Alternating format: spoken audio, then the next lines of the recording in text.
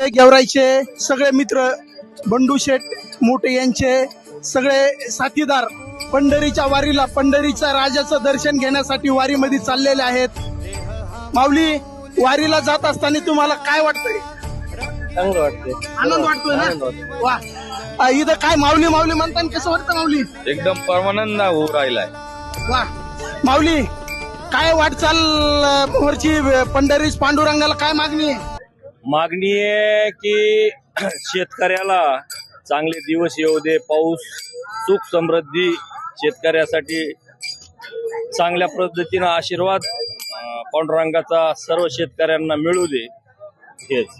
आणि वारी चालत असताना आनंद काळाचं दुःख माणूस विसरतं, संसाराच्या मोहमायेतून मुक्त होतं आणि वारीचे जेवढे दिवस आहेत 17-18 दिवस माणूस ह्या सुख सोहळा स्वर्गी नाही असा सुख सोहळा आपण आळंदी ते पंढरपूर अनुभवतो.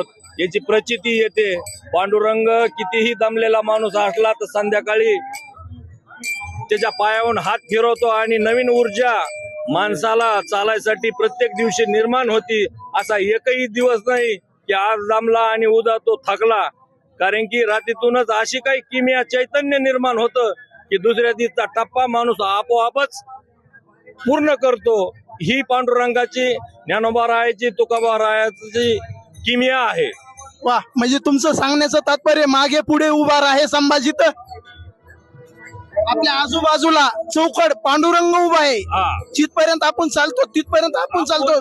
आता ह्या वारीत 25 लाख लोक एक साथ चालते, तिथपर्यंत नजर जाईन क्षितिजासारखं फक्त वारकऱ्यातच महापूर आलेला आहे आणि पाठीमाग बी नजर टाकल तिथपर्यंत ही जी ऊर्जा चैतन्य निर्माण होतं. आणि इथून तर आळंदी ते पंढरपूर हा 300 किलोमीटरचा टप्पा कधी पार करतो हेच जाणवत नाही मला. वा, बरं, तुम्हाला इथं आणण्याचं प्रवृत्त कोणी केलं माऊली?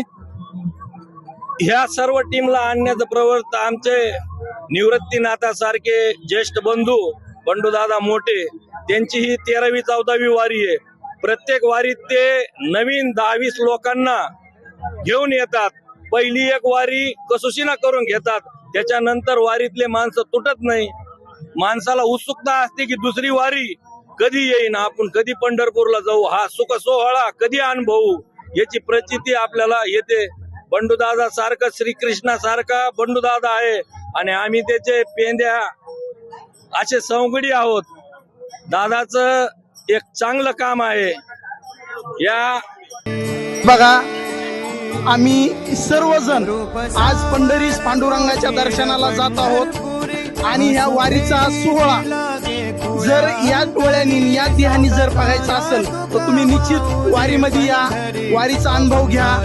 जसं की आत्ताच आमच्या काकांनी खूप असं अनमोल ज्ञान तुम्हा सर्वांना सांगितलेलं आहे.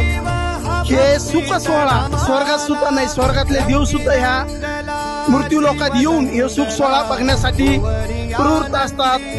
एवढंच बोलतो, थांबतो.